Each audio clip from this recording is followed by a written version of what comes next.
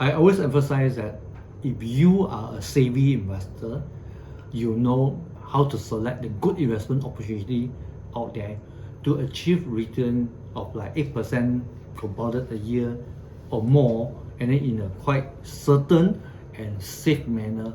I think you should take the money from EPF to do that, because there's no way EPF money can do that kind of performance. But if you are not very sure, or you're not so familiar with the investment market, and you do not know anyone can help you to invest your money to consistently or to more steadily help you to achieve a return of 8% or more, or 9%, then for that matter, I would suggest you to keep your money into EPF. So that will be safer for you. But of course, this process is not fixed forever. Along the way, when you see some very good investment, especially the investment that can meet the SRB investing standard that I mentioned just now, and yet still give you a better return than EPF, then you can start investing some of your money slowly to test to see that whether that help you to get a better return. But then again, there are many scammers targeting retirees' retirement money, and be very careful when you are approached by anyone, even some best friends, best colleagues, who claim that they have investment that can give you 20% return, 30% return, 50% return kind of investment. Be very careful. Consult licensed professional before you even start investing your retirement money.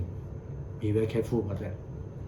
I guess it depends on the interest rate on the mortgage. If the interest rate is so high, for example 10%, 12%, maybe we have not seen that, or we seldom see that. But if that happen, then of course, to settle your loan or to pay more for your installment and to settle your loan as soon as possible, that is a good advice, because you save 12%, 10% interest. But if the interest rate is just normal, only about 4%, 5%, and it's about 20 years loan or 30 years loan, then I think the same amount of money that you have got, say for example 1,000 or 5,000 per month, if you are able to find other investment, whether it's stock, whether it's ETF or unit trust, that can give you a return, maybe not too high, maybe 7%, 8% or 9%, that is definitely a better deal rather than to settle your loan. Because it doesn't mean that when you don't settle your loan, then you will run out of option when the interest go up. Because when the interest rate go up, the bank will inform you.